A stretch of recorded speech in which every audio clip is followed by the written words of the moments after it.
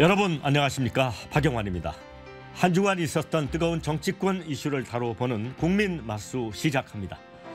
국민권익위원회가 김건희 여사의 명품백 수수 의혹 사건을 위반사항 없음으로 종결한 뒤 지금 후폭풍이 거셉니다.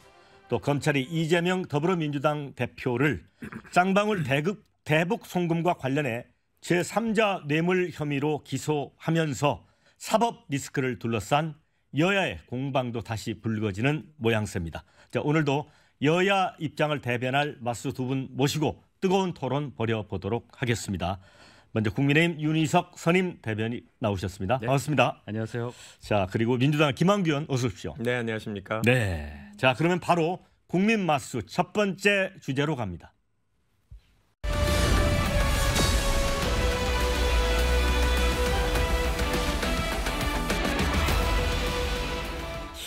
김건희 여사 명품백 수수 의혹 사건을 종결 처리한 국민권익위원회가 발표 이틀 만에 뒤늦은 설명을 내놨습니다. 김 여사가 받은 명품백은 대통령 직무 관련성이 없고 설사 관련성이 있다고 하더라도 최재형 목사가 미국 국적의 외국인이기 때문에 신고 대상이 아니다. 이건 제가 말씀을 드렸지만 잘 이해가 안 갑니다. 네. 어떻게 보세요? 국민들 대부분 잘 이해가 안 갈 거고요. 오죽하면 보수 신문이 사설로 제목으로 이 논란만 더 키운 권익위 명품백 조사, 배우자에게 금품 주면 괜찮나에 권익위는 뭐라고 답을 할 거냐, 이런 제목으로 사설 제목들이 쭉 나오더라고요. 네. 제가 변호사를 할 때 청탁금지법이 막 생겼고 제가 교육만 수십 차례를 했고 국회 정무위에서 권익위를 담당했기 때문에 법 내용은 잘 아는데요. 이렇게 해석하는 선례가 한 번도 없었습니다. 네. 직급이 높아질수록 공무원은 직무 관련성이 넓어집니다. 그래서 대통령 정도 되면, 그리고 또 경우에 따라서는 국회의원도 직무 관련성은 되게 넓게 봅니다. 모든 업무에 대해서 다 영향력을 행사할 수 있기 때문에 특히 대통령 같은 경우에는 거의 모든 국가 사무에 대해서 직무 관련성이 있다고 보는 게 일반적인 해석이었는데 아주 독창적인 해석을 내놨고요. 또 한 가지, 외국인이라도 이 법조인들이라면 다 아는 건데 형법에 따르면 외국인이 대한민국 내에서 또는 대한민국 외라도 대한민국 국민에 대해서 범한 범죄는 외국인에도 형법을 적용한다라고 되어 있거든요. 그래서 청탁금지법도 마찬가지입니다. 아마 권익위는 이게 외국 어떤 공식 사절이나 이런 분들이 선물을 줬을 때는 이 대통령 기록물로 보관을 해야 되니까 이 청탁금지법이 아니라 대통령 기록물이 적용된다라고 해석하는 것 같은데, 그거는 직무에 관해서 선물을 받았을 때라고 돼 있습니다. 그러니까 공식적으로 어떤 순방이나 아니면 외교 사절들이 들어왔을 때 받는 선물들을 대통령 기록물로 보관하는 거지, 이런 식으로 어떻게 보면 범죄 청탁을 하러 가신 거잖아요. 아니면은 보수 쪽에서는 몰래 녹화했다라는 점을 중요하게 생각하는데, 하여튼 그런 정상적인 대통령이나 영부인의 사무에 관해서 명품백을 준 게 아닌데, 이 전반적으로 권익위가 너무 정치적인 해석을 했다 해도 좀 너무 무리했다. 어느 정도는 잘못을 인정하고 했으면 국민들도 그래, 좀 준 동기 자체가 이상하니까 이 정도는 비판을 하고 넘어가자 할 텐데, 이거는 다시 원점으로 되돌리는 상황이 아닌가. 정무적 판단이 아주 잘못됐다라고 생각합니다.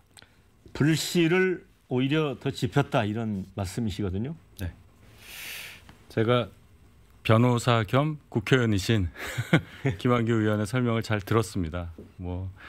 제가 뭐라고 반박할 건 없어요. 예. 솔직히 말씀드려서 이 권익위 해명이 해석상 꼬이게 들리게 만든 부분이 분명히 있었기 때문에 그 부분을 잘 지적하셨고, 제 입장에서는 이렇게 봅니다. 권익위라는 것이 국가 부패 정책에 관련한 총괄기관이라고 볼 수 있고, 국가기관이나 공공기관에 대해서는 제재도 할 수 있고, 또 유권 해석도 내리는 기관인데, 이 해석 자체가 모호하게 나올 경우에 국민들이 받을 수 있는 여러 가지 정치적인 부분에 있어서의 판단이 얼마나 클까, 그것을 잘 생각 안 했거나 놓쳤거나 그렇게 저는 이해를 하고, 이것은 지금 검찰 수사가 진행되고 있는 상황이라 제가 볼 때는 예. 권익위에서 수사에 뭔가 영향을 미칠 수 있을 만한 해석은 자제했던 그런 부분이 있었던 걸로 보여요.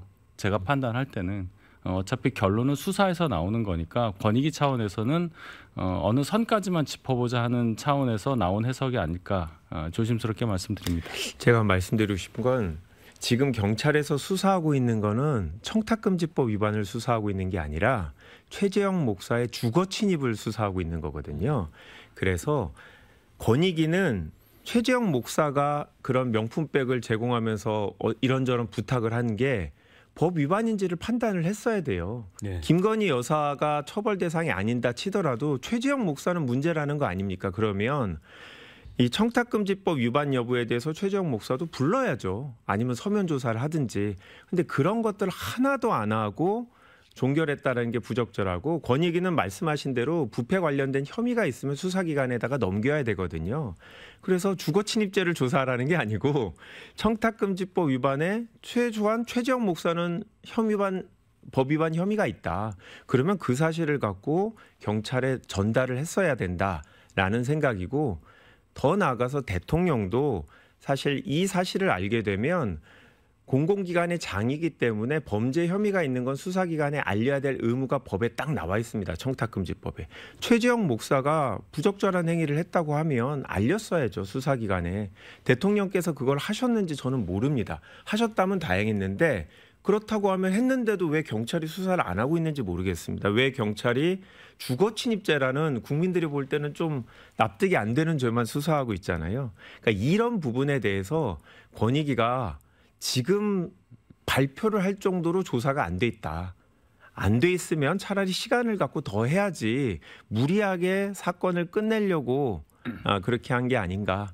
여하튼 덕분에 국민들이 청탁금지법이 되게 이상하구나. 권익위가 정치적인 기관이구나. 라는 인식만 더하게 된 게 아닌가 싶습니다. 그러니까 이제 권익위가 여타 다른 사건은 기본적으로 이제 현장 조사를 하는 경우가 많았고 뭐 최소한 소환 조사를 하거나 아니면 뭐 서면 조사 정도는 했다고 해요. 윤희석 선임 대변인. 네. 근데 이런 게 일절 없었기 때문에 판단 내용도 그렇지만 그 권익위의 조사 태도에도 좀 사람들이 의구심을 갖는 것 같습니다. 제가 그 안에서 벌어졌던 일들을 다 알지 못하니까 지금 하신 말씀에 대해서 솔직히 반박을 잘 못하겠어요. 제가 이 자리에 와서 그런 적은 없는데 그 내용들을 보면은 이 청탁금지법 관련해서 이 공직자 배우자에 대한 처벌 규정이 없다는 따라서 그렇죠. 이첩할 실익이 없다. 여기에 근거한 판단들을 계속 내렸더라고요. 그 내용을 보니까. 예. 그러면 전례가 그런 식으로 권익위에서 판단한 전례가 있느냐? 뭐 거의 없었던 걸로 들리고. 그럼 왜 이 사건에 대해서만 이렇게 판단을 했느냐? 이제 이 부분을 야권이나 또 여러분들이 지적을 하시는데 그래서 제가 아까도 이거는 좀 국민들께서 의아해할 수밖에 없는 내용이다. 여권 내부에서도 당 내부에서도 그런 얘기가 굉장히 많이 나와요. 지금 김용태 의원도 내부적으로 좀 비판하고 있잖아요. 비판을 하죠. 네. 그리고 이걸 발표한 시점도 대통령께서 나가시는 길에 네. 하니까 괜히 또 이상한 오해도 그렇죠. 받고 네. 그렇게 된 거거든요. 권익위에서 이걸 뭐 다시 판단하고 그런 과정은 있기 어렵다고 봅니다. 근데 권익위가 전현희 위원장 시절부터 해서 자꾸만 국민들이 권익위와 인권위를 헷갈릴 정도로 뭐 하는 데지 했었는데 부패 방지라는 기본적인 임무보다는 이 정치적인 사건에 자꾸 연루되는 것이 안타깝고 이번 건은 어쩔 수 없다 치더라도 앞으로 이런 일들이 계속 있을 수 있으니 권익위가 이번에 이 일을 계기로 해서 정확한 유권 해석을 하고 이첩할 거, 송부할 거는 제대로 하고 하는 모습을 보여주길 바랄 뿐입니다. 제가 뭐 더 드릴 말씀이 없어요. 네, 지적하신 대로 이 권익위가 원래는 조사를 열심히 합니다. 최근에 이 MBC 박문진 이사장 예. 또는 정민영 방송심의위원 이런 분들이 이해충돌법 이해충돌 방지법 위반 혐의가 있다고 현장에서 이틀 내지 3일씩 조사를 했어요. 예. 사실은 그것도 이례적이에요. 제가 변호사로 하면서 청탁금지법 사건을 보면서 권익위가 그렇게 현장 가서 2, 3일 조사한 적은 없거든요. 그래서 야, 이거는 방송법 위반, 방송법 관련해서 정치적으로 권익위가 끼어드는구나라는 생각이 들었는데요. 예, 윤희석 대변인 말씀하신 대로 권익위가 성격이 이 부패 방지를 객관적이고 공정하게 조사한다라는 이제 인식을 국민들이 안 갖게 된 지가 꽤 오래된 것 같아요. 정치적인 성향 또는 지금은 위원장이나 부위원장이 정치인이 아닌데도 이렇거든요. 그래서 이 과거에 이재호 전 의원님이 위원장 하기 전에는 사실 국민들이 있는지도 잘 몰랐던 기관인데 그때로 돌아가서 정치적인 영향이 전혀 없는 이런 어떻게 보면 직업 공무원들이 해야 되는 기관들이 아닌가. 그래야 이런 정치적인 사건이 있을 때 눈치 보지 않고 소신 있게 조사를 하지 않을까 이런 생각이 들었습니다. 그래서 결국은 이제 권익위가 김건희 여사에게 또 대통령에게 면죄부를 줬다라는 이제 비판까지 나오고 있고 또 민주당에서는 뭐 권익위를 특검하겠다라는 이야기도 일부 나오는 모양이거든요. 이게 오히려 긁어 부스럼을 만들었다. 저는 그렇게 봐요. 민주당이 그 결과에 대해서 특검을 하자 하는 거는 있을 수 있다고 보는데 과정을 지금 특검하자는 거잖아요. 권익위가 이런 결정을 나온 걸 특검을 하자. 그다음에 이화영 전 부지사 관련한 재판 과정에서 검사가 조작된 증거를 가지고 재판을 걸었으니까 그 과정을 또 특검을 하자. 특검을 막 세분화합니다. 이제는 또 현미경 들여다보듯이. 그러면 또 불필요한 정치적 논쟁을 불러일으키기 때문에 야당으로서 할 수 있는 문제제기 선까지만 지켜주시기를 바라요. 이걸 권익위를 또 특검을 한다고 그러면 국회 지금 안 그래도 제대로 지금 국회에서 일 못 하시는데 얼마나 또 갈까요? 그런 걱정이 듭니다. 네, 그러니까 이 사건은 여하튼 뭐 권익위 내부적으로 업무가 어떻게 됐는지 뭐 그것도 저희가 볼 땐 관심 사항인데 본질은 그거보다 김건희 여사하고 관련해서 명품백 수수 경위나 그 뒤에 처리 이 부분에 대해서는 명확하게 확인을 해야 되는 거고 그리고 과연 저희가 의구심을 갖는 거는 최재형 목사라는 분하고 김건희 여사하고 정말 그렇게 가깝나 아니라면 다른 분들은 이런 가능성이 또 없을까 이런 우려가 있는 거죠. 그래서 전반적으로 대통령실과 여사님 관련해서 이런 외부인의 접촉의 어떤 과정, 그 다음에 이런 식으로 제3자의 청탁, 그러니까 외부인의 청탁들이 쉽게 이루어질 수 있는 구조인지 여사님의 업무 방식에 대해서 한번 점검을 해봐야겠다라고 생각이 들고요. 저희가 계속적으로 얘기했던 특검의 필요성이 여하튼 더 커진 사건이 아닌가. 저는 경찰이 지금이라도 이 주거 침입만 갖고 수사를 해서는 특검을 해야 된다는 국민들의 요구를 피해가기 어려울 것 같아요. 최재형 목사를 조사를 했기 때문에 그러면 청탁금지법 위반 여부도 직권으로 조사를 하면 되는 거거든요. 수사기관이.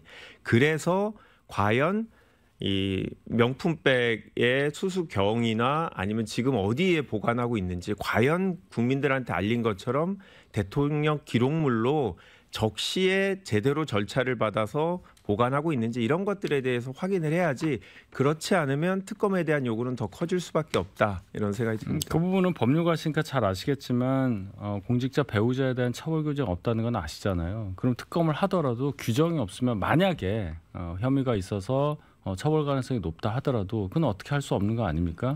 그럼 이제 실익이 없는 거죠. 그렇죠? 그렇진 않죠. 그러니까 정치적인 실익을 지금 말씀하실 거예요.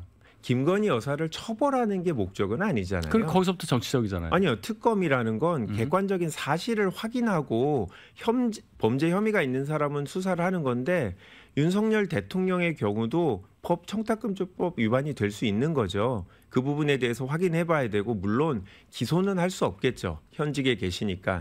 하지만 이 당시에 관련 업무를 처리하는 사람들이 여럿 있었을 거예요. 이걸 대통령 기록물로 보관하고 이런 실무적인 역할을 하는 분들 다 공무원이기 때문에 사실은 이분들의 청탁금지법 위반 이슈도 있어요. 이분들도 각각 공무원이라서 신고를 하거나 아니면 반환하는 업무를 같이 조력을 해야 되는데 그리고 또 최재형 목사 자체도 청탁금지법 위반이 있으면 처벌을 해야 되는 거죠. 이제 그래서 저희는 특검은 사실은 저희가 라스트 리조트라고 마지막에 해야 되는 거잖아요. 그 전에 수사나 조사가 충분히 이루어지면 되는데 여하튼 권익위 조사가 끝나고 충분히 이루어졌다. 이 부분에 대해서는 국민의힘에도 동의 못하는 분이 많이 있으니 뭔가 이거는 국민들한테 국민이 납득할 수 있는 추가적인 조치는 있어야 된다. 이 부분에 대해서는 많은 분들이 공감하고 있지 않나 생각합니다. 그 말씀은 동의합니다.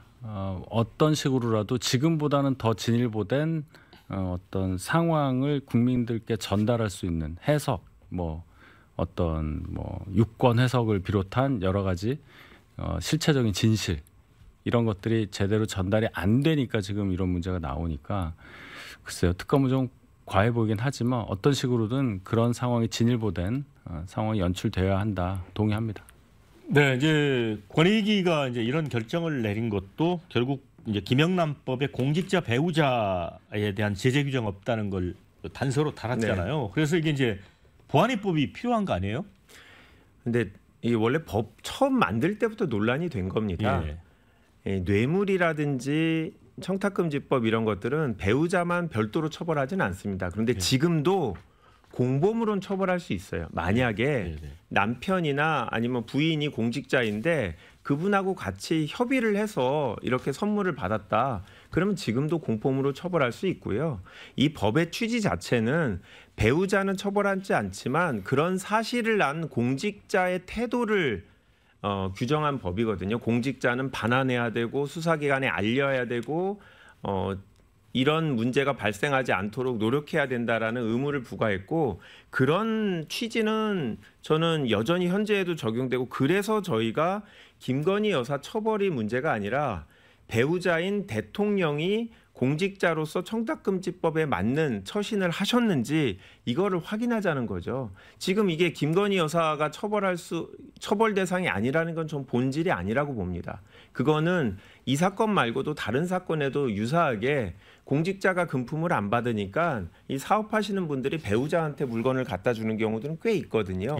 대부분의 경우는 공직자가 청탁금지법에 따라서 신고를 하고 오히려 직장 내에서 이런 일을 신고 잘했다라고 해서 좋은 평가를 받은 사례들은 많습니다. 그래서 대통령께서 이 부분은 공직자의 가장 높은 자리에 계신 분으로서 본인이 어떻게 이거를 처리하셨는지 국민들한테 알려주셔야죠. 대통령실에서 해명을 했죠. 대통령 기록물법에 따라서 지금 온전히 그대로 보관이 돼 있다라고 얘기를 했기 때문에 대통령께서 법에 규정된 그런 절차에 따라서 일을 처리했다고 저는 생각을 하고 그 부분을 확인하기 위해서 특검을 해야 되느냐 또 말씀하신 관련된 공무원들의 위법 여부를 판단하기 위해서 특검을 해야 되느냐 국민들이 보시기에 특검까지 가는 것에 대해서 과하다 아니다 그런 의견이 많이 나올 겁니다. 이것은 그렇게 복잡한 일이 아니기 때문에 경찰 또는 검찰 수사를 통해서 충분히 밝혀질 거라고 보고 그 과정을 지켜보는 단계가 아닐까 생각합니다. 저도 밝혀졌으면 좋겠습니다. 자, 두 번째 주제로 가도록 하겠습니다.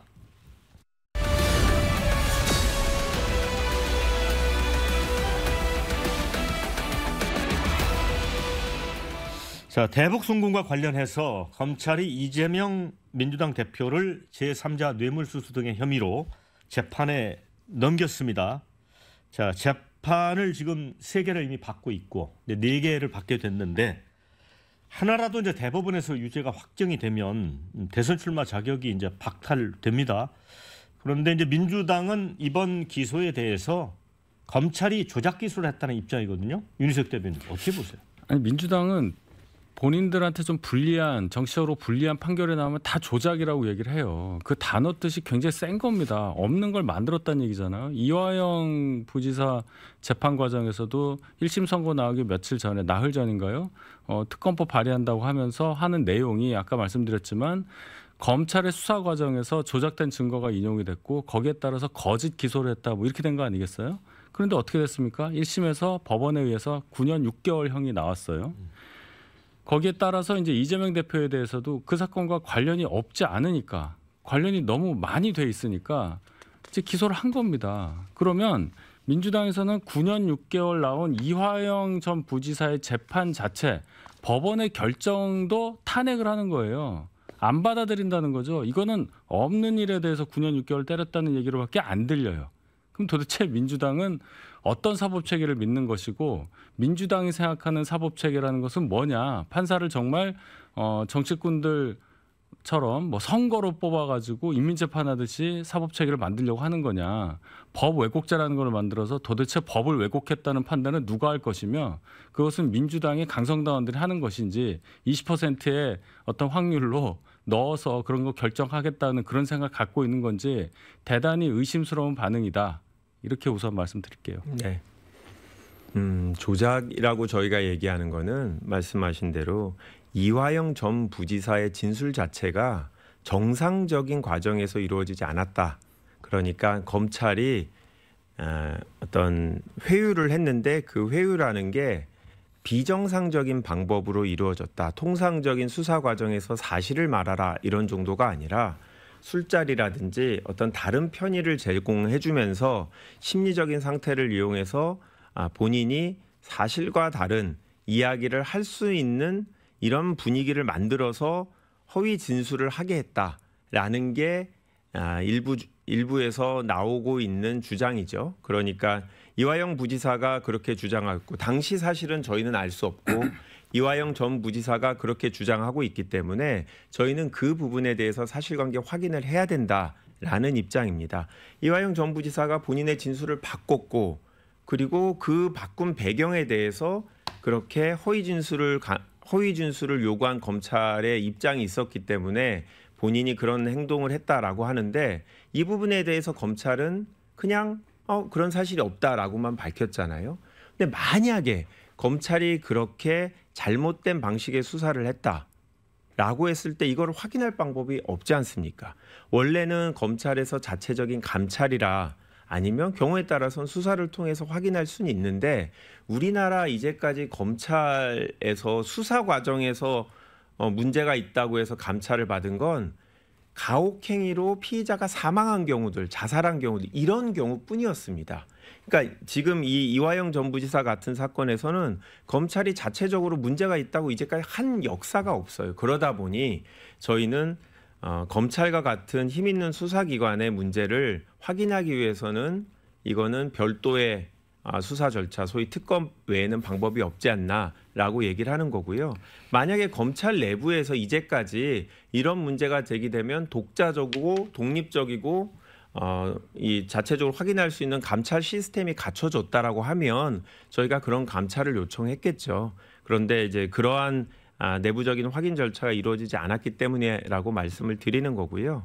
그리고 기소 자체도 저희는 이거는 이화영 전 부지사를 기소할 때 같이 공범으로 기소하는 게 맞는 거죠. 만약에 검찰이 문제가 있다고 봤으면 이거는 소위 진짜 간복이었던 것 같아요. 법원에서 어떻게 판단하는지를 보고 그거에 맞춰서 기소를 하는데 다른 경우는 이렇게 안 합니다. 공범자가 있으면 기본적으로 같이 재판부의 판단을 받죠. 그런데 이런 사건이 딱 두 개 있는데 하나가 김건희 여사의 주가 조작 사건. 이것도 공범자만 먼저 기소하고 1심 판결의 판결을 보고 기소 여부를 판단한다고 했다가 이제는 항소심까지 보고 김건희 여사의 수사 여부와 기소 여부를 판단하겠다라고 하거든요. 이게 되게 이례적으로 검찰이 되게 어떤 정무적인 판단을 하고 있다라는 저희 의구심을 갖고 있고 또 한 가지 마지막으로 이화영 전 부지사 사실 민간 기업으로부터 법인 카드를 받고 이런 부적절한 행동을 한 게 큰 문제죠. 그래서 9년 6개월 중에 사실은 8년 정도가 이 뇌물 관련이고 1년 6개월이 이 대납이라는 게 사실 외국환 거래법 위반인데요.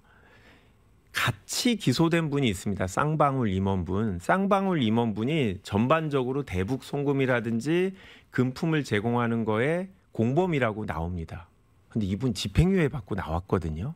그래서 이게 검찰이 뭔가 본인들한테 유리하고 본인들이 원하는 이 진술을 한 사람들은 기소를 유리한 적용 법조를 해주고 구형도 적게 해주고 소위 미국에서의 플리 바게닝 같은 방식으로 이 사건 수사를 하고 있지 않았나 라는 의구심을 저희 갖고 있고 그런 부분을 특검에서 확인을 해보자라는 거죠.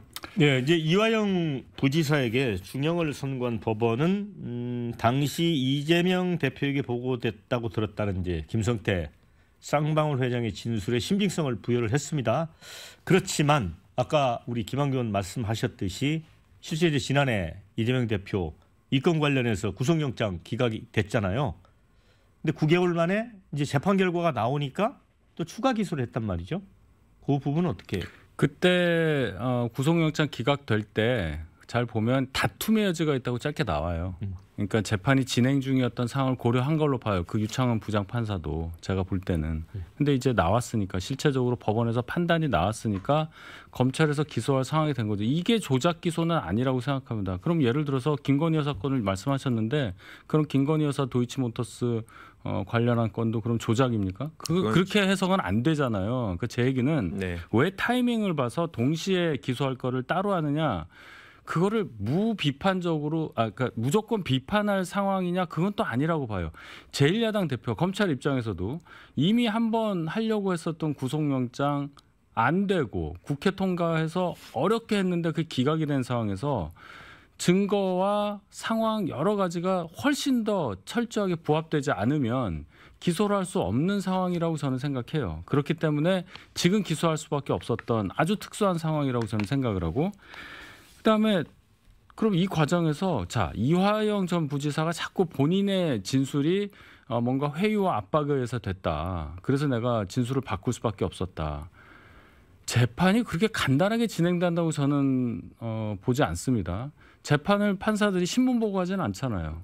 다른 많은 증인들의 증언과 또 여러 가지 사실, 검찰에서 제시한 증거들, 기록만 해도 뭐 몇만 페이지 뭐 이렇게 된다는 거 아니에요? 그런데 그 진술 하나 바꿨다고 해서 내가 이 진술 얘기해가지고 이렇게 바뀌는 과정에 있어서 검찰에서 이렇게 잘못된 행위를 했다고 뒤늦게 얘기한 거 아닙니까? 근데 아시잖아요. 그때 증거로 얘기한 어떤 조사실의 창문의 위치가 어땠고 시간이 어땠고 들어온 음식이 이게 다 안 맞지 않습니까? 날짜조차 시간조차 특정하지 못하는. 그래서 많은 국민들이 이게 뭔가라는 생각을 할 수밖에 없었던 상황에서 이걸 가지고 특검을 하자는 게 오히려 제가 볼 때는 민주당에게는 그렇게 좋은 상황이 되지 않을 거라고 봅니다. 그리고 재판이라는 것은 재판정 안에서 모든 게 이루어져야 되는 거잖아요. 검사에서 공소 사실에 대해서 얘기하고 변호인이 또 거기에 대해서 피고인을 변호를 해주고 그 과정에 대해서 쭉 본 판사가 증거와 상황을 종합해서 판결을 내리는 거지 않습니까? 그러면 민주당에서는 재판 결과가 이렇게 불만족스럽게 나왔다면 변호인을 탄핵하세요. 변호인이 잘못한 거 아니에요? 변호인을 원래 이화영 부지사가 본인이 계속 고용하고 싶었던 변호인을 바꿨지 않습니까? 바꾼 과정은 알잖아요. 배우자가 법정에서 소리치고 여러 가지 일들이 있었어요. 그러고 나서 바뀐 변호인들이 결국 9년 6개월 받은 겁니다. 뭐 충격이 크겠지만은 일단은 변호인 잘못이 큰 거예요. 그렇게 생각하신다면은 변호를 잘못한 거 아닙니까? 어떤 사건에서 피고인이 무죄를 받으면 검찰이 어떤 일을 하냐면 그 무죄를 받는데 유리한 증언을 한 사람을 허위 증언을 했다라고 해서 수사를 하는 경우들이 많습니다. 그래서 1심 재판의 결과를 뒤집는 경우들이 있어요. 그거를 법정 외에서 해결 방안을 찾는 거죠. 본인들한테 불리한 진술을 한 사람은 일단 위증죄로 조사를 합니다. 그리고 나서 문제가 없으면 뭐 무혐의다라고 하지만 실제로 조금이라도 문제가 있으면 이 사람을 또 위증죄로 기소를 해서 괴롭힙니다. 그래서 유죄를 받으면 원래 자기가 수사하고 했으나 무죄를 받은 재판을 다시 항소를 하거나 재심으로 해서 유죄를 받습니다. 똑같은 구조예요. 이것도 저희가 봤을 때 이 수사 과정에서 문제가 있어서 허위 진술이 나왔기 때문에 그 허위 진술의 신빙성을 확인하기 위해서 수사 과정이 적절했는지 마치 위증을 한 것처럼 이 부분을 봐야 된다라는 거고요. 그리고 사실 제가 법조인이긴 하지만 이 사건에 이재명 대표의 수사 사건에 대해서 기소된 건에도 어떤 결과 나올지는 저는 모르겠어요. 왜냐하면 실제로 재판 과정에서 기록들을 보지 않으면 법조인들도 알 수가 없거든요. 근데 이제 이화영 전 부지사 이 사건에 좀 특이한 거는 재판부가 이화영 전 부지사가 이재명 당시 지사한테 보고했는지는 이 사건과 직접적인 관련이 없다라고 해서 판단을 회피했죠. 네. 이 부분도 되게 특이해요. 왜냐하면 이건 되게 제가 볼 때는 의미가 있는 부분이에요. 이화영 전 부지사가 어떻게 보면 이 어떤 범죄라고 하면 범죄의 가장 정점에 있는 사람인지 아니면 누구의 지시를 받았는지는 형량에 있어서 되게 중요하거든요. 일반적으로 그래서 공범이 있을 때 누가 주범이고 누가 종범이고 이런 부분을 확인하는데 사실 재판부가 좀 비겁했다고 생각해요.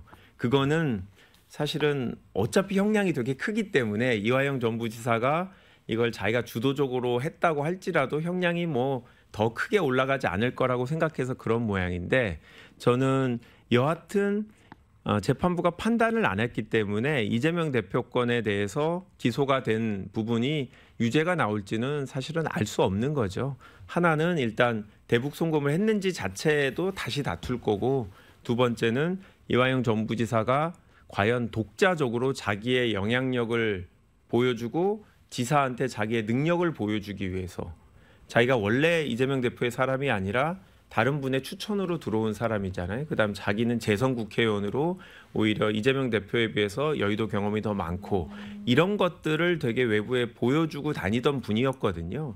그렇기 때문에 가능성도 있는 거죠. 설사 대북 송금을 했다 하더라도 이화영 전 부지사가 쌍방울하고 뭔가 특정 관계가 있어서 아니면 이쪽에서 금품을 받음으로 인해서 본인이 쌍방울이 잘 돼야 본인도 그로 인해서 혜택을 받을 수 있고 또 이재명 대표한테도 내가 대북 송금 해결해냈다. 나의 네트워크로 이런 그 당신의 방북을 내가 해결해냈다. 이런 부분은 충분히 가능성이 있기 때문에 저는 이거는 또 지루한 재판 과정에서 확인될 거라고 보고 저는 여하튼 저희가 봤을 때는 이화영 전 부지사가 왜 진술을 그렇게 번복했는지는 한번 확인해 볼 필요는 있을 것 같아요.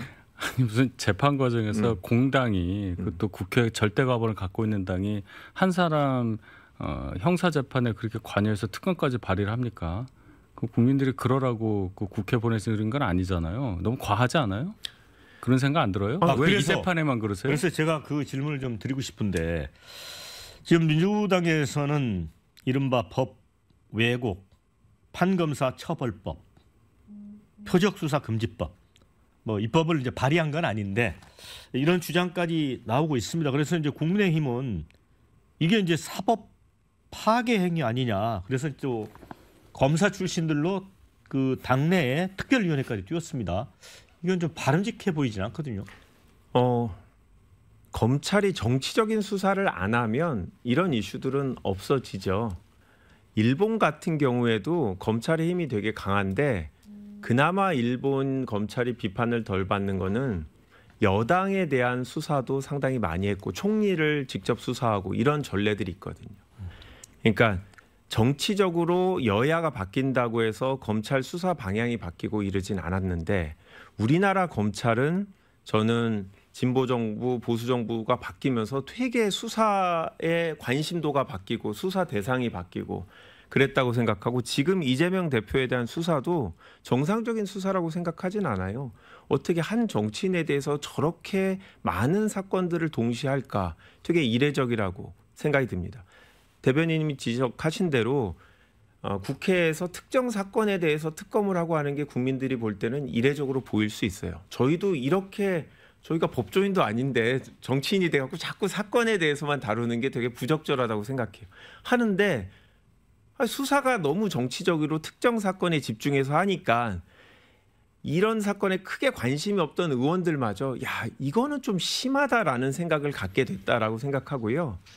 이 표적 수사 이거는 사실 정치적 수사를 하지 말자랑 같은 내용이거든요. 실제로 이게 입법이 돼서 통과될 수 있는지는 저도 잘 모르겠어요. 법안을 보지 않아서 어떻게 또 가능한지도 모르겠고 그런데 이제 법 왜곡죄나 아니면 표적수사방지법들이 나오는 얘기는 이 검찰에 대한 국민의 신뢰가 상당히 떨어졌다. 정권이 바뀜으로 인해서 수사 방향도 바뀌는 검찰에 대해서 국민들이 신뢰하지 않는다라는 저희 분위기를 인식하고 저희들이 법안을 내는 거죠. 저희가 이런 법안이 만약에 무리하다고 하면 소위 역공을 받겠죠. 그런데 저희가 봤을 땐 지금 분위기가 그렇지 않아요. 국민들이 이재명 대표를 좋아서가 아니라 해도 너무한다. 검찰이 좀 너무 정치적이구나라는 인식은 과반수 이상의 국민들이 갖고 있다라고 말씀드립니다. 제가 좀 얘기 좀 할게요. 네. 너무 많이 말씀을 하셨어. 이재명 대표에 대해서 왜 그렇게 많은 재판을 하느냐 이제 4개째가 되는데요. 제가 죄송스럽지만 3년 전 대선 때부터 드린 말씀인데 그런 분이 대통령 후보가 됐고 그런 분이 당대표가 됐기 때문입니다. 그것을 사법 시스템 또는 검찰의 기소 행태 여기에 대한 비판으로 돌리기에는 이재명 대표가 갖고 있는 실체적인 혐의가 너무 짙어요. 이번에 이화영 부지사가 9년 6개월 나온 거 물론 8년은 뇌물죄 관련된 거라 하더라도 그 연원을 보면은 본인이 직접 임명한 부지사가 이런 일을 했는데 본인이 몰랐다는 거 아닙니까? 이재명 대표가. 그걸 수긍할 국민이 있을까요? 거기에 대해서 민주당이 반발하는데 반발의 정도가 법 왜곡죄라느니 뭐 판사 탄핵, 검사 탄핵 이런 얘기를 하면서 국가 사법 체계 근간을 흔든다는 거 이것이 어떻게 정당화될 수 있겠어요? 저는 가장 이상한 게 법 왜곡죄라는 거 법을 왜곡했다고 그걸 누가 판단을 합니까? 그 누가 판단한다는 거예요? 그것도 법조인이 하는 거 아닙니까? 그럼 어떻게 하겠다는 거예요? 그 법조문을 어떻게 구성하실 거예요? 제가 법을 전공한 건 아니지만 너무 기가 차서 어떻게 이런 의견을 내면서 정치를 하느냐. 제가 볼 땐 이재명 대표를 향해서 구호를 외치는 것 같아요. 어느 국회의원이 나 이런 법 냈어요. 대표님 알아주세요. 그러면 안 되는 거 아니에요? 독일에 있는 법 조항입니다. 독일이요? 네, 독일에. 그러니까 이름이 이상하긴 해요. 저도 법 왜곡죄는 정확히 따지면 판사나 검찰이 불법적인 방법으로 기소를 하거나 재판을 했을 때 처벌하는 건데 지금도 뭐 직권남용이라든지 이렇게 공무원에 대해서는 처벌할 수 있는데 예전에 판사 탄핵 사건에서도 보면 아시겠지만 판사가 다른 판사한테 어떤 재판에 관해서 부탁을 했는데 그게 판사의 원래 업무가 아니다고 해서 직권남용죄가 무죄가 나왔습니다. 권한이 없는데 남용을 할 것도 없다라는 되게 기교적이잖아요. 그래서 그냥 포괄적으로 판사나 검사가 형사사건에 있어서 법을 위반해서 업무를 수행하면 처벌하자라는 거고요. 저도 법 왜곡죄는 장명이 좀 문제가 그러니까 좋게 있는 것 표현하시는데 같습니다. 민주당에서 전현희 의원 같은 전현희 의원도 법조인이잖아요. 대통령 거부권을 제한하는 법률을 내겠다는 거잖아요. 본인 관련한 거에 대해서는. 그런 거는 법 체계상 저는 그냥 위헌이라고 봐요. 그런데도 그냥 얘기를 하고 말아요. 실제 발의는 안 할 겁니다. 아마 안 되는 거 아니까. 민주당 상황이 이렇다. 네. 근데 먼저 상식적으로 보면 네. 검사나 판사가 뭐 일부러 법을 왜곡하고 이럴 이유는 없을 것 같다는 생각도 들고요. 또 이와 관련해서 홍준표 대구시장이 재밌는 말씀을 하셨잖아요.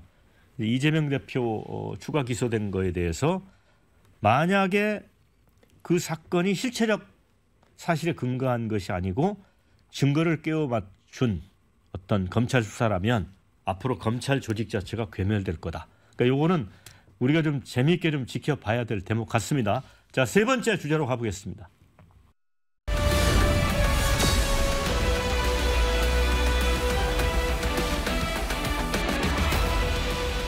네, 이제 국민의힘과 민주당 얘기 좀 해보도록 하겠습니다. 자, 국민의힘이 당심 80%에 민심 20% 누를 이렇게 결정을 했습니다. 당대표 선거에서. 자, 당심과 민심의 괴리를 줄이겠다고 했는데 글쎄요. 외연 확장을 위해서는 최소 30 아니면 많으면 50%까지 가야 돼. 이거 민주당도 25%인데 네. 당내에서 이거 수긍합니까? 저도 사실은 그 직전에 저희 룰처럼 7대3 정도로 회귀한다고 그냥 생각했었는데 8대2가 됐습니다.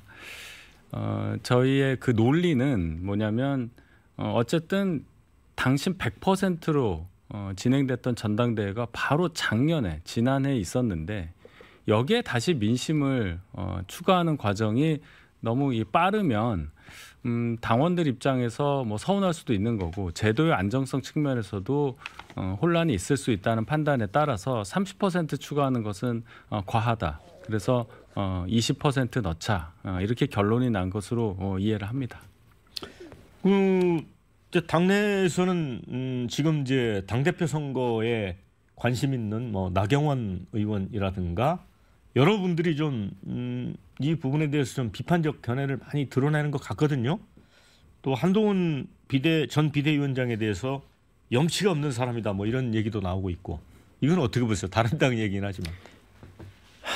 뭐 다 권력 다툼 아니겠습니까? 뭐 다른 의미가 있겠습니까?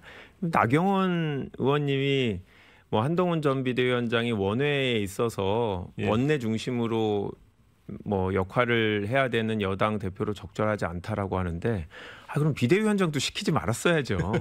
그러니까 이거는 본인들이 유리한 상황을 만들기 위해서 논리들을 막 만들어내다 보니까 한 발짝 떨어져서 보면 그냥 권력 다툼이다라는 생각밖에 되지 않고 나경원 전 의원 같은 경우는 본인이 어떻게 보면 대통령 가까운 분들이 다른 분들을 당대표로 만들기 위해서 좀 피해를 봤다고 생각하는데 본인이 피해봤던 부분들은 생각 안 하고 이렇게 지금 한동훈 비대위원장 관련해서 당원 당규가 바뀌고 여론 반영 비율이 바뀌는데 이런 거에 대해서 문제의식을 가지셔야지 이걸 한동훈 장관에 대해서 뭐 공격을 하니까 저희가 봤을 때는 뭐 특별히 관심이 없고 그다음 뭐 당원 그 여론 비율을 20이냐 30이냐는 사실 중요하지 않은 것 같고 그건 당에서 독자적으로 할 수 있는 영역이라고 생각해요. 그리고 나서 선임되는 사람들이 어떤 행동을 하는지에 따라서 국민들이 평가하지 사실 20%든 50%든 그거는 사실 당에서 내부적으로 고려할 부분이라 사실 저희 당에서 뭐 크게 뭐 의견을 드릴 부분은 아니고 저희도 사실은 25라고 하지만 일반 당원들은 당비를 안 내는 분들이라 일반 국민들하고 비슷해서 30% 정도거든요. 뭐 20% 30% 큰 차이는 없는 것 같긴 합니다. 자, 이제 누리기 결정되고 나니까 이제 시선이 이제 한동훈 전 비대위원장 쪽으로 모아지고 있습니다. 정치권 용어로 이제 별의 순간 아니냐. 근데 제가 보기에는 한동훈 비대위원장이 좀 지지율이 높긴 하지만 왜 그러면 비대위원장은 또 사퇴했느냐. 또 이런 그 공격도 받을 수 있고 또 이제 전당대회가 7월 23일인데 민주당이 이제 특검법도 뭐 통과시키고 여러 현안에 대한 이제 입장 정리를 해야 되는 거잖아요. 그러면 용산하고 관계는 어떻게 설정할 거냐. 어찌 보면 실패가 예견돼 있다는 그렇게 걱정하는 사람도 있더라고요. 어떻게 보세요? 실패가 예견돼 있다는 일반적인 관측에 대해서 그럼 그 실패를 안 하면 한동훈 비대위원장으로서는 득이 되는 거가 되겠죠. 제가 볼 때는 제가 그 한동훈 비대위원장 속마음까지 들어가 본 건 아니지만 본인이 이 상황을 타개할 수 있을 만한 자신감이 있기 때문에 출마 결정을 아직 한 건 아닌데 예. 아직 발표는 안 했잖아요. 예. 출마한다면 그런 자신감이 없이는 할 수 없다고 생각합니다. 네. 자, 이제 민주당 얘기 좀 해보겠습니다. 자, 민주당에서 이제 국회의장 원내대표 경선에 권리당원 의사 20% 반영하고 또 이에 더해서 대선에 출마하는 당대표의 1년 전 사퇴 예외 조항 신설 또 부정부패 혐의로 기소된 당직자 직무를 정지하는 조항을 폐지하는 당헌 당규 개정안을 의결을 했습니다. 그래서 이게 이재명 대표의 대권 당권 출마 꽃길 닦기 또 사법 리스크 방어를 위한 맞춤형이다 이런 표현들을 언론이 하거든요. 어떻게 보세요?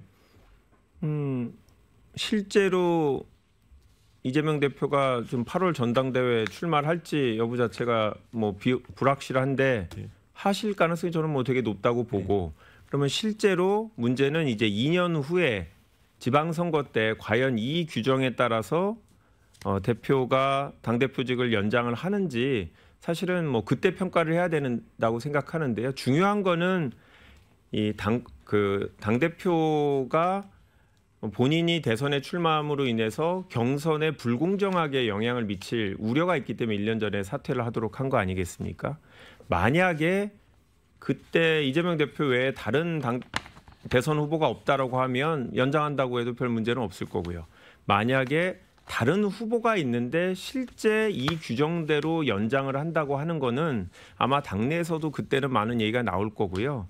제가 알기로는 당대표도 이 규정에 따라서 반드시 연장해야 된다라는 생각은 없는 것 같고 그거는 그 시점에 맞춰서 판단할 수 있는 기회를 주는 거지 제가 봤을 때 뭐 이재명 대표가 무리하게 지방선거 공천을 위해서 당대표를 연장한다 이러지는 않을 거라고 보고요. 최근에 당내에서 이 당원들이 탈당을 많이 했어요. 저희가 한 2만 명이 탈당 신청을 했거든요.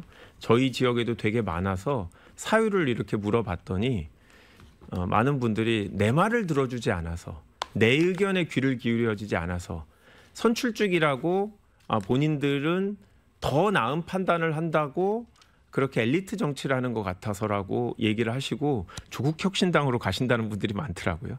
저희 입장에서는 우리가 조국혁신당도 크게 보면 이제 진보 진영에 있는 당인데 경쟁 업체죠. 경쟁 정당하고 우리 당하고 비교해서 우리 당이 되게 의원 중심의 엘리트 정당으로 당원들이 인식되고 있구나. 당원들이 실제로 무시당하고 있구나라는 생각이 들기 때문에 이거는 예전에 당의 운영하고는 달라졌다. 이게 과연 의원들이 결정하는 게 무슨 교과서에 나오는 정답일까?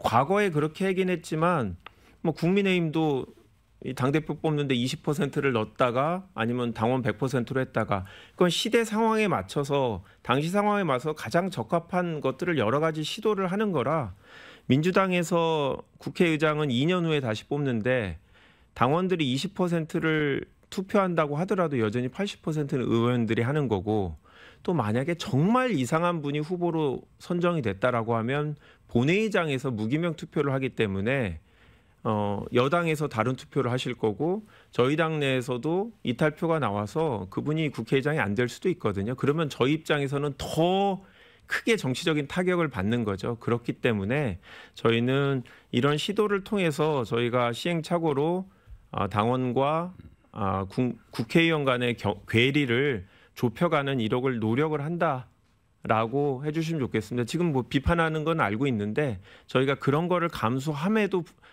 하면서 한번 시도를 해보고자 합니다. 근데 대표직 사퇴 예외 규정과 관련해서 박찬대 원내대표가 되게 묘한 말을 했잖아요. 이재명 대표가 너무 착하다. 나보다 착하다. 그런 말씀을 하시면서 이제 이 대표가 왜 이걸 하느냐 이렇게 반대하는 입장을 이야기했다고 하거든요. 그런데 김동연 지사도 이제 이런 부분을 명시적으로 이제 반대하고 있고 하는데, 근데 왜 이렇게 반대를 하는데도 계속 또 이렇게 민주당 내부에서는 밀고 가는 걸까요? 역으로 보세요. 박찬대 의원이 굳이 자기보다 본인이 착한지 저는 잘 모르겠는데 자기보다 착하기 때문에 너무 착하다 이재명 대표 이렇게까지 얘기한 이유가 있을 거 아닙니까? 이 상황이 본인들이 보기에도 국민들을 설득하기에 좀 역부족인 거예요. 이재명 대표라는 존재를 빼놓고 민주당의 당원당규 개정을 설명할 수 있습니까? 전혀 그렇지 않을 거예요. 이런 적이 없으니까요. 이것은 3년 후에 있을 대선을 보는 거고 2년 후에 있을 지방선거가 3년 후에 있을 대선 과정에서 후보 결정이라든지 여러 가지 관점에서 중요하기 때문에 바꾼 거다. 근데 누구 때문에 바꿨냐? 이재명 대표다. 이거는 누구라도 아는 겁니다. 그런데 거기에 대해서 이재명 대표 본인은 이거 왜 하냐고 반대를 했는데 그만큼 착하다 뭐 이거 아니겠어요. 이런 식으로 정치를 희화화해도 되는 겁니까? 민주당이 그렇게 한가한 상황이 아니라고 저는 봅니다. 박찬대 의원은 좀 착합니다. 외부에서 보시는 거는 이제 2년 후에 지방선거 때 공천을 위해서 당대표가 그 직을 유지하겠다라고 하는 건데요. 만약에 당대표가 지금 당원에 따라서 사퇴를 하게 되면 원내대표가 당대표 권한대행으로 그리고 당시의 최고위원들로 같이 공천권을 행사하죠. 그런데 그분들이 이재명 대표랑 안 가까운 분들이겠어요. 그래서 저는 이재명 대표가 당대표를 현실적으로 그걸 유지한다고 해서 뭐 공천권을 행사할 수 있고 아니면 본인의 영향력을 행사할 수 없고 이런 구조는 냉정하게 아닙니다. 우리 당에 여전히 많은 분들이 이재명 대표하고 가까운 분들이 지도부에 있기 때문에 그거는 아닌데 제가 알기로도 공식적인 석상에서 또 그렇고 내부적으로도 이재명 대표 본인은 이 규정에 대해서 별로 그렇게 제안한 것도 아니고 근데 이제 다른 최고위원분들이 필요하다라고 주장하는 것 같은데요. 제가 봤을 때 이 부분에 대해서는 2년 후에 실제 과연 연장을 하는지 그때 가서 다시 한번 판단하고 윤 대변인님하고 2년 후에 다시 한번 이 자리에서 토론했으면 좋겠습니다. 제가 그럼 이번에는 이재명 대표가 아주 착하신 행위를 하셨다고 인정할게요. 네, 착하시네. 예. 자, 이제 마무리할 시간이 다 됐습니다. 지금 국회 상황이 지금 녹록지 않습니다. 그렇죠? 지금 민주당은 이제 상임위를 가동하고 있고 집권 여당은 지금 특위를 만들어 가지고 장차관들이 어디를 가야 될지 눈치를 보는 상황이 됐습니다. 그래서 이제 어쨌든 어떤 정치에 대한 국민들의 실망이 큰데 이와 관련해서 한 40초씩 마무리 말씀 듣도록 하겠습니다. 그러니까 국회 상황이 이렇게 되니까 정부나 뭐 기관에서는 도대체 어떻게 해야 될지 모르는 상황이 됐잖아요. 이거는 뭐 저희 책임도 당연히 있다고 생각합니다. 여당이 지금 국회를 들어갈 수 없는 상황이 너무 많이 길어지니까 또 4년 전하고 똑같잖아요. 원내에 계시니까 어떤 식으로든 이제 재선되셨잖아요. 협상 과정에 어떤 식으로라도 관여해서 저희는 딱 그겁니다. 법사위를 민주당이 가져가는 그 상황. 거기에 대한 입장 변화가 조금이라도 있지 않으면 들어갈 수가 없는 상황입니다. 명분상도 그렇고 국회에서 빨리 타결책이 나오기를 바라는 마음입니다. 지금 어떤 타결책을 갖고 있습니까, 민주당은? 국회법에 따라서 저희는 국회를 운영하는 타결책밖에 없고요. 만약에 대통령이 법률안 거부권을 행사하지 않으면 말씀하신 대로 여당이 법사위원장을 가져가는 게 맞을 수 있다고 생각해요. 그런데 지금은 어차피 법률안 거부권을 행사하시잖아요. 저희가 무리한 법률을 통과시키면 거부권을 행사할 수도 있고 저희가 정치적으로 여론의 지탄을 받을 수도 있죠. 국회법에 정해놓지 않은 게 문제인데 그렇다고 하면 현실적으로 총선에서 저희 당이 다수를 얻었기 때문에 국민의힘 입장에선 다른 선택을 하실 수가 없는 게 아닌가요? 지금 국민의힘이 법적으로 몇 석의 상임위원장 또는 법사위원장을 보장받을 수 있는 방법은 없다. 과거의 선례가 이미 깨진 거는 여당인 대통령의 책임도 있다. 이런 상황에서는 일단 국회를 잘 빨리 운영을 해서 그 안에서 본인의 주장의 옳고 그름으로 승부를 보는 게 맞지 않나 이런 생각입니다. 네. 자, 어쨌든 두 분 말씀 들었는데 법률안 일방 처리, 대통령 거부권 행사 결국은 이제 허공에다 무한 주먹 휘두르는 그런 모습이 재현될 것 같다는 걱정이 듭니다. 자, 함께해 주신 여러분 대단히 고맙습니다. 그리고 두 분 수고 많으셨습니다. 저는 다음 주에 찾아뵙겠습니다. 고맙습니다. 감사합니다.